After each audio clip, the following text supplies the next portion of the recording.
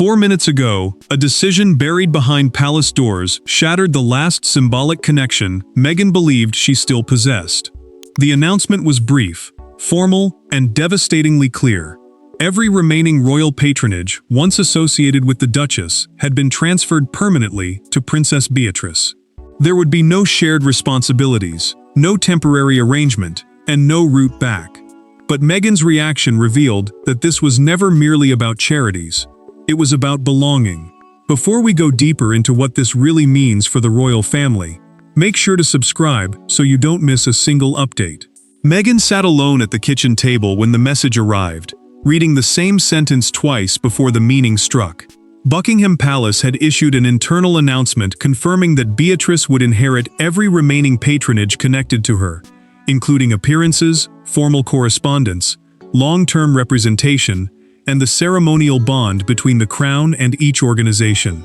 A royal patronage is an official relationship in which a family member supports a charity, helping it gain attention, credibility, and access. Losing those roles meant more than losing engagements. It meant losing the last official path through which Meghan might have returned to public service. The word entirely stopped her cold. Meghan did not scroll further. She did not close the screen. By the time Harry entered, the laptop had dimmed, yet she remained frozen, one hand resting beside a bracelet she had worn during a charity visit. He asked what had happened. She turned the screen towards him, pointed at Beatrice's name, and removed the bracelet from her wrist. Then she said the loss felt different from a title, a seat, or an invitation. Those charities had become part of how she understood her purpose, and now the palace had handed that identity to someone else, without granting her a final conversation. Harry read deeper and felt his anger rise. The notice had been released only hours before Beatrice's first closed briefing with the charities, a planning meeting where trustees and palace staff would explain future duties. That timing mattered because such a briefing could not have been arranged overnight. Several trustees had received updated instructions bearing Beatrice's name, proving the decision had traveled through channels while Meghan still expected consultation. Then Meghan reached the final page. Charles, William, and Princess Anne had attended the approval meeting, but beside one recommendation sat a handwritten mark that appeared to have settled the question. She stared at it, and Harry understood that the transfer was only the beginning. Yet the announcement could not be understood through Meghan's heartbreak alone, because the woman chosen to replace her was carrying fears, loyalties, and private doubts of her own. To the outside world, the transfer seemed brutally simple. One duchess had left, and one princess had stepped forward. Inside the family, nothing was simple. Meghan saw the patronages as proof that her contribution had once mattered. Beatrice saw them as a responsibility she had never openly requested. Between them stood years of wounded pride, fractured trust, and a monarchy determined to prevent personal emotion from interfering with institutional survival. Meghan had never treated those assignments as decorative duties. She used them to build a purpose around women, education, social mobility, and community support. A royal patronage is an official relationship in which a family member lends attention and credibility to an organization. That mattered because the role gave Meghan a way to separate service from ceremony. Losing it meant the palace was not only closing a door, it was deciding who would carry forward the causes she had helped elevate. Beatrice understood the danger from the other side. She had spent years close enough to royal duty to feel its pressure, yet far enough from the center to know how quickly family controversy could turn responsibility into punishment. During a briefing at St. James's Palace, a royal residence used for official meetings, she opened a folder filled with Meghan's speeches and project notes. The princess read several pages, then closed it without signing the acceptance sheet. Meghan felt the comparison. She told Harry that the palace had not merely redistributed work, it had chosen another woman from the same generation, making the decision feel like a judgment between the one who stayed and the one who left. Harry argued that Beatrice might have been given no choice, but Meghan could not ignore the timing or symbolism. Her pain deepened, because those causes had once given her confidence when everything else felt uncertain. Then Beatrice noticed something strange. A scheduling sheet showed that 2 other royals had been considered before her, but both names had been removed after an intervention from a senior family member. She asked the private secretary who had changed the list. He refused to answer directly. Beatrice placed her pen beside the unsigned page and spoke with force. "I will serve them, but I will not pretend she was never there." She demanded that Megan's completed projects remain in the official records, and that the charities acknowledge their former patron's contribution. The condition angered advisors who wanted a clean break, exposing how determined the palace had become to close Megan's chapter permanently.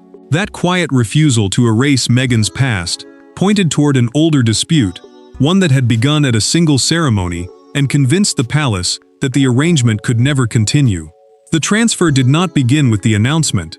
It began months earlier, during a charity anniversary that should have celebrated unity, but instead exposed a conflict the palace could no longer contain.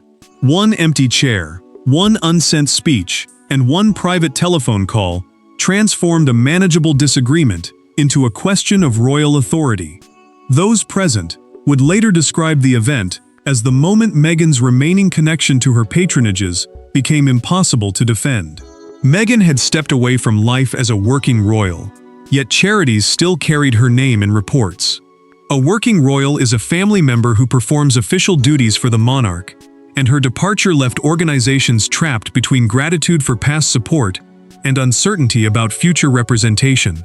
That mattered because invitations, fundraising appeals, programs, and official letters could not be planned around a role with no clear holder. The pressure broke at Harbour House. Trustees preparing the 20th anniversary ceremony reserved a front-row chair for Meghan after expecting a recorded address. Hours before the event, a palace instruction ordered the chair removed and blocked the message. Beatrice was sent as a last-minute representative, but she had received no formal offer to take over. Guests approached her as though the succession had already happened, leaving the princess unsettled. Meghan discovered the rejection through photographs. She saw another guest placed where her chair had stood, and realized no one had told her the speech would not be played. Harry listened as she described the humiliation, but her anger sharpened when she learned Beatrice had attended. To Meghan, the substitution looked planned. To Beatrice, it felt like a decision made around her before anyone asked for consent. That evening, Meghan called a palace aide and demanded the name of the person who had cancelled her contribution. The official refused, repeating only, "The patronage must have a present representative." A patronage is a formal bond between a royal and an organization, meant to provide public support. The phrase sounded administrative, but its meaning was brutal. Absence had become the argument for replacement. Beatrice faced the cost after the ceremony. In a quiet corridor, she saw a staff member carrying Meghan's unused name card towards a disposal box, and told him to stop. Days later, Princess Anne submitted a written assessment arguing that charities could not remain suspended between private affection and uncertainty. She recommended transferring every responsibility to one active royal without division. Meghan learned Beatrice had been present when the chair disappeared, and suspicion hardened into certainty. The next conversation would force both women to confront the suspicion neither had dared to express. Had Beatrice accepted a duty, or had she knowingly taken Meghan's place? There were no advisors in the room, no prepared statements, and no palace official available to soften what came next. Meghan entered believing Beatrice had quietly cooperated in her removal. The princess arrived knowing that anything she said could sound like an excuse. For the first time since the transfer process began, the two women stood face to face, and the silence between them carried every accusation the monarchy had refused to address openly. Harry had arranged the meeting himself. He contacted Beatrice directly and asked her to speak with Meghan away from palace offices, where every sentence could be recorded, softened, or turned into procedure. A private secretary is the senior aide who manages a royal's official work, but Beatrice refused to bring one. She wanted no institutional buffer between them, and Meghan understood that this conversation would leave neither woman protected. Meghan spoke first. She asked why Beatrice had occupied the chair originally reserved for her at Harbour House, and whether she understood what accepting the patronages would allow the palace to do. The transfer, she said, was not only about future appearances. It could rewrite the past, making one woman look loyal and the other disposable. Beatrice listened until Meghan accused her of knowing before the ceremony. Beatrice pushed back hard. She said she had not requested the chair, blocked the speech, or chosen the timing. She reminded Meghan that she had refused to sign the acceptance until every completed project remained in the official record. Her voice broke when she admitted that palace advisors treated her like a replacement in private and a traitor whenever she questioned the process. Meghan saw the hurt, but suspicion still held. Then Meghan produced the schedule.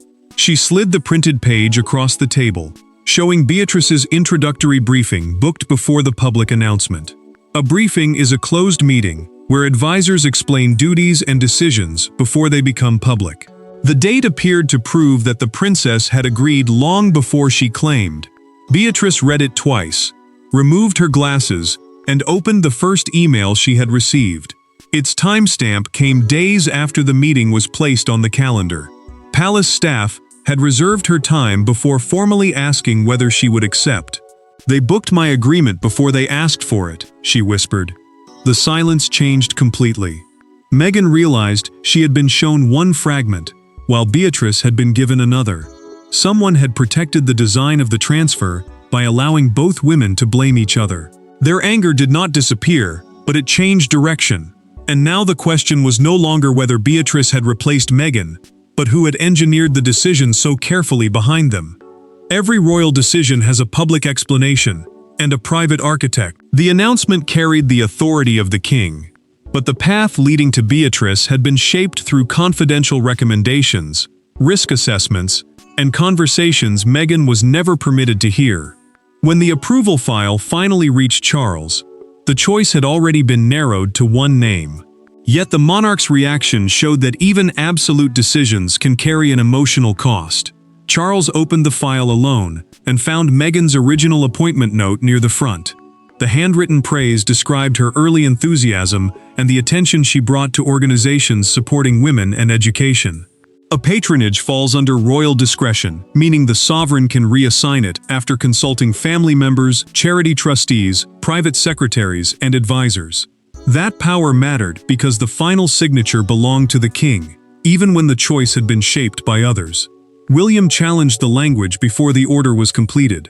He warned that transferring the roles entirely would look less like administration and more like punishment. The prince argued that uncertainty had already hurt Meghan, but Charles replied that it had also hurt the charities. Invitations had stalled, fundraising plans had been delayed, and trustees no longer knew who could speak for them. The monarch believed clarity would protect the organizations, even if it wounded the family. Anne's written assessment carried the greatest weight. In a documented memorandum, she avoided personal attacks and argued that a patronage required dependable presence. A memorandum is a formal written recommendation used to guide a decision. She warned that dividing ceremonial ownership between a former and current representative would create lasting confusion. Camilla agreed, telling Charles in a recorded private consultation that Beatrice should receive the roles because she would not treat the inheritance as a public victory. Beatrice's conditions strengthened her case. The princess had demanded that Meghan's completed work remain in the official record, proving she intended to preserve service rather than erase it. Charles studied that condition, then returned to the final page. An aide asked whether he wanted more time. He said nothing. Charles signed the order, but one final clause changed everything. It ended all informal consultation with Meghan, cutting her off from updates about organizations she had once represented. The king paused over the sentence and pressed the pen so firmly that the nib tore the paper. For Charles, it was institutional closure. For Meghan, it would feel like the palace had reached backward and removed even her right to remember the work. That single clause transformed a painful transfer into a complete separation, and its consequences reached Meghan before the ink on the king's signature had fully dried. The true force of the decision did not arrive through one dramatic announcement. It came through a succession of smaller losses. An email address stopped responding. A meeting disappeared from an old calendar. A charity newsletter arrived with a new royal name printed where Meghan's had once appeared. Each change was administrative, almost ordinary. Together, they formed a message more final than any palace statement. Her place had not been reduced. It had been removed. Meghan felt the separation unfold hour by hour.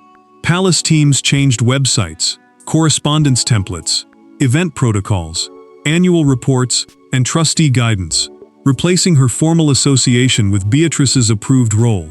Trustee guidance is the written instruction charities use to understand who may represent them and how official contact should be handled. That mattered because the transfer was now operational. It could shape fundraising, public trust, invitations, and future campaigns. Beatrice received the background files next. She read reports on active programs, financial targets, staff concerns, and events Meghan had once hoped to support. The princess understood that these pages were not ceremonial trophies. They contained jobs, promises, and people waiting for help. Yet every new responsibility also reminded her that another woman had been cut away from the work. Then Meghan opened the newsletter. A photograph of Beatrice appeared beside the words, "Our new royal patron." She closed the message instantly, then reopened it, as though the sentence might change. Harry saw her expression and called the removal unnecessarily cruel. He urged her to answer publicly, but she refused. Meghan warned that an emotional statement would be used as proof that she could not separate service from personal pain. The next blow came quietly. A program Meghan had helped shape was given a new title before Beatrice's first visit, stripping away language connected to its original launch. Harry believed the change confirmed deliberate erasure. Meghan said nothing, but the silence carried restrained fury. Beatrice discovered the rename during a documented briefing and intervened at once. She instructed the trustees to restore a written acknowledgement of Meghan's founding involvement, despite advisors demanding a clean transition. The princess knew the decision could anger the palace, but she would not inherit work by pretending it had begun with her. That night, Meghan received a private text from Beatrice. It contained a location, a time, and one sentence. "There is something they did not tell either of us." Meghan placed the phone face down, turned it over seconds later, and typed, "I'll come." The fallout had pushed them onto opposite sides of a royal decision. Yet the secret Beatrice was preparing to reveal would give both women a reason to step outside those roles entirely. No courtier arranged their second meeting. No royal diary recorded it. Beatrice arrived carrying no official folder, and Meghan came without Harry. For once, neither woman represented a household, a title, or an institution. They sat opposite each other as two people who had been placed inside the same conflict and encouraged to interpret silence as betrayal. What Beatrice revealed did not reverse the transfer, but it changed what the transfer meant. Meghan entered the quiet room first and chose the chair farthest from the door. Beatrice arrived moments later, alone, just as she had promised. No advisor, communications team, or family intermediary stood between them. A royal diary is the official schedule used to record duties and meetings, but this encounter appeared nowhere. That mattered, because neither woman wanted the palace shaping what was said, or deciding which truth survived. Beatrice explained what she had found in the archived transition papers. An archive is the organized record of past documents, decisions, and correspondence. Inside an early proposal, advisors had recommended inviting Meghan to nominate future projects and appear beside Beatrice at one final handover event. The plan would have acknowledged the work already completed, while clearly passing responsibility forward. Meghan read the crossed-out paragraphs and felt the old humiliation return. The proposal had been removed before it reached Charles, denying her a dignified farewell and preventing Beatrice from recognizing her publicly. The editing trail showed that a senior administrative committee had deleted it, fearing a joint appearance would reopen arguments about Meghan's royal status and create expectations that she might return. Beatrice admitted she had nearly rejected everything. She feared becoming the face of Meghan's exclusion, yet walking away would have punished charity staff and beneficiaries, rather than the officials who designed the transfer. The princess could not divide or return the patronages, but she promised to protect Meghan's completed projects, describe her contribution honestly, and refuse any account pretending the work had begun with her. Meghan listened, then reached across the table and closed the disputed folder. She told Beatrice she would not ask her to surrender the role. The charities, she said, had to remain larger than the family conflict, and the people they served could never become weapons in a royal feud. Then do the work. Just don't let them turn either of us into a weapon, Beatrice agreed. At her first major appearance, she would acknowledge the patronage's previous chapter openly. That choice would expose whether continuity required gratitude or demanded silence from those left behind. Their private agreement could not undo the announcement, but Beatrice's first public appearance would reveal whether compassion could survive once the world began choosing sides. By morning, the decision had escaped the palace and become a global argument. Some called it a necessary transfer of duty. Others saw a calculated humiliation. Yet one carefully chosen moment disrupted the expected battle between Meghan and Beatrice. At the princess's first appearance as patron, she refused to behave like a conqueror. With cameras waiting for rivalry, she delivered acknowledgement, and one photograph captured the public mood more powerfully than every official explanation combined. Beatrice felt the pressure before the car door opened. Broadcasters were already calling the transfer the final institutional severing of Meghan's royal identity, while commentators argued over whether the princess had been rewarded for loyalty or burdened with repairing a conflict she never created. Institutional severing means a complete official break between a person and the organization that once recognized their role. That mattered because the story was no longer only about charity work. It had become a judgment on belonging, loyalty, and who the monarchy was willing to remember. Buckingham Palace kept its message cold and controlled. The statement spoke of continuity, service, and the operational needs of the charities, but said nothing about Meghan's pain or her request for consultation. Before entering the event, Beatrice told her aides she would not allow the day to look like a celebration of another woman's exclusion. The princess knew every sentence would be examined for triumph, guilt, or defiance.